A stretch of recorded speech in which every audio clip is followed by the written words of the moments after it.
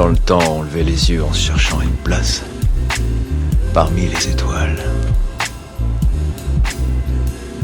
Là, on fait que baisser les yeux et se soucier de trouver notre place dans la gadoue. Salut à tous, c'est l'écran fou, et oui, ça y est, c'est le retour des vacances, donc forcément on va se remettre un peu au boulot. Il y a quelques vidéos à rattraper, d'ailleurs des vidéos pour lesquelles je vais essayer de changer un petit peu la formule pour tester autre chose, c'est-à-dire peut-être un peu moins de montage et des vidéos un peu plus courtes parce que le montage, comme vous le savez, c'est beaucoup de travail, les petites jokes que j'intègre dedans, c'est aussi pas mal de taf, et notamment de recherche, et du coup c'est moins de vidéos que je produis que par rapport à ce que je voudrais, donc je voudrais tenter justement une nouvelle mouture pendant quelques temps, après à vous de me dire ce que vous en pensez, mais voilà, ça veut pas dire pour autant que je vais alléger aussi mon travail de fond, mais plutôt faire en sorte de vous proposer plus de vidéos. Et tout de suite on commence avec The Gray Man, donc dernier blockbuster de l'écurie Netflix, qui se voit flanqué d'un budget de 200 millions de dollars, rien que ça. Mais en même temps j'ai envie de dire que voilà, quand tu sais que c'est les frangins Russo à qui on doit les 2 derniers films Avengers et ce qu'ils ont rapporté, qui sont donc aux commandes de ce nouveau film, tu leur déroules un peu le tapis rouge au mec.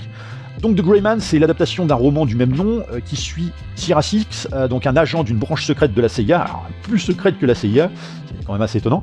Donc un agent qui est chargé de buter des vilaines personnes jusqu'au jour où sa nouvelle cible, c'est un mec qui va lui apprendre qu'il était un petit peu comme lui avant, mais que voilà, il a décidé de couper le cordon avec l'agence en la caractérisant un petit peu de pas particulièrement glorieuse en ce qui concerne ses agissements. Mais hélas, voilà, avant de mourir, le mec file à Sierra Six une clé USB qui va le mettre un petit peu dans la merde à tel point que il va être la nouvelle tête à abattre de l'agence.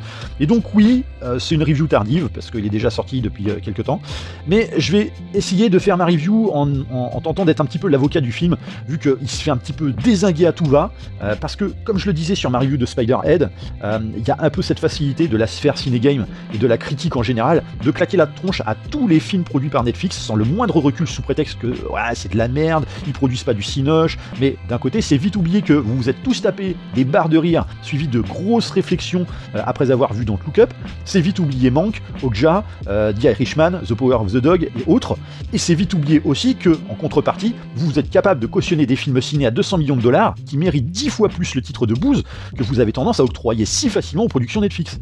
Alors attention, quand je dis que je me fais l'avocat du film, je dis pas qu'il est bon, loin de là, mais que c'est pas non plus mauvais quoi.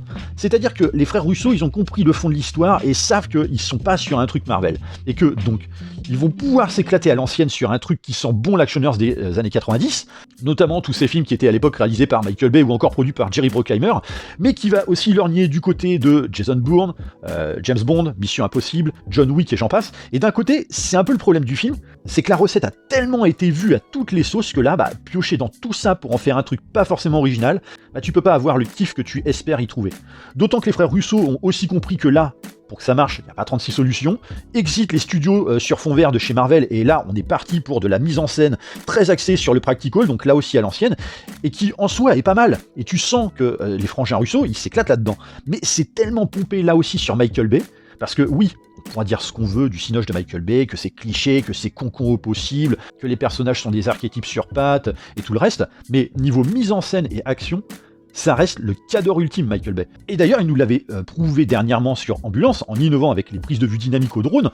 Donc d'ailleurs, si vous voulez voir ma review, elle est disponible en lien dans la description. Donc des drones que les frères Russo tentent là aussi d'utiliser, mais voilà, ça n'a pas le punch du réal de The Rock ou Armageddon, quoi. Parce que justement, il faut en comprendre les codes de cette mise en scène d'action, il faut en comprendre la dynamique, il faut prendre en considération toute la spatialisation de la scène. Néanmoins, ça reste quand même bien fait, on va pas se mentir, excepté peut-être la scène de l'avion très CGI dégueu, mais voilà, c'est très efficace de manière générale, c'est hyper effréné, t'as vraiment pas le temps de te faire chier si t'aimes l'action. Le souci, c'est que sur 2h30, qui te font quand même pas mal voyager, et pour de vrai, quand ça défouraille dans les rues de Berlin, t'es à Berlin quoi, c'est quand même très redondant, c'est-à-dire course-poursuite, le héros a des soucis, recourse-poursuite, le héros a des soucis, etc., etc. Le tout pour flanquer au sein de l'intrigue un enjeu supplémentaire dont on se serait largement passé, à savoir faire du babysitting, vu que ça prend limite trop le pas sur l'enjeu principal, et que ça amène à un final peut-être en dessous du reste. On pourra évidemment noter les facilités et les ficelles scénaristiques propres au genre, mais qui ici sont vraiment un peu excessives cette fois. Notamment quand on sait par exemple que Sierra Six, il va survivre à ce qui aurait pu le tuer 100 fois en 10 minutes sur une place publique avec 50 mecs qui le canardent en cercle. Mais non, il est trop fort, hein, Sierra Six, il fume tout le monde.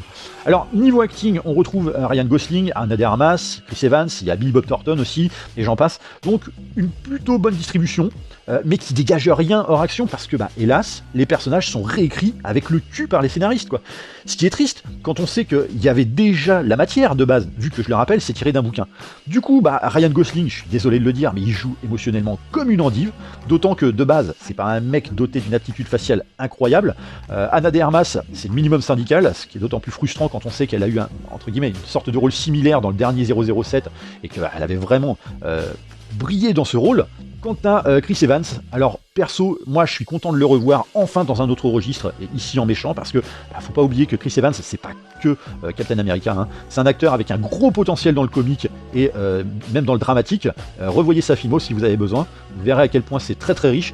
Et là c'est un peu con parce que là aussi, son personnage il est tellement mal torché que il n'est pas galvanisant. Du coup il en fait des tonnes, et même si il reste efficace parce que c'est un mec qui a absolument aucun état d'âme, ça reste quand même très très très efficace, mais il n'y a pas assez de nuances pour que justement on se sente véritablement concerné par quoi que ce soit chez ce mec. Donc oui, il y a pas mal de soucis sur ce The Grey Man, surtout pour 200 millions de dollars. Je pense pas que ça nécessitait autant, même si effectivement ils ont beaucoup voyagé, ils ont fait pas mal de practical. Mais bon, quand on voit par exemple que Michael Bay sur Ambulance, ça lui a coûté 40 millions de dollars. Alors certes, ils ont tourné que à LA, mais bon, je pense que ici les 200 millions de dollars sont quand même un petit peu excessifs. Mais bon, on est loin, très loin même du carnage qui était Red Notice. Pour un budget presque équivalent, ça reste quand même bien fait. Et malgré tout ce qu'il y a à en dire, il serait sorti au Cinoche sous l'étiquette Universal, Paramount ou autre, on ne l'aurait pas autant piétiné. On en aurait fait le portrait d'un film d'action sympa mais imparfait.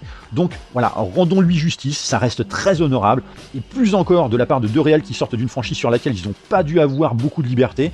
Donc je parle de Marvel. Et si c'est pas des maestros encore, voilà, ils sont vraiment au début de leur carrière, faut le rappeler, laissons-leur du temps et de la pratique.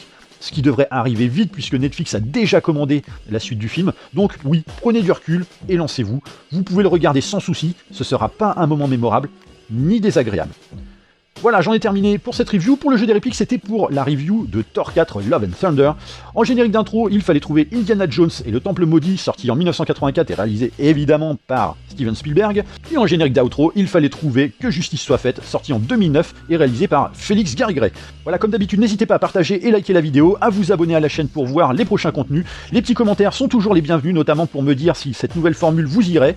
Et on se retrouve très vite pour une prochaine review. Bye. Moi, ce verre. Mais je ne veux pas de ce verre. Ne veux pas de ce verre. Il veut. Je veux pas. Tu veux. Je veux pas. Tu veux. Je veux pas. Tu veux. Je veux pas. Tu veux pas. Je veux. Tu veux pas. Je veux. Tu veux pas. Écoute, quand je dis je veux, ça veut dire je veux.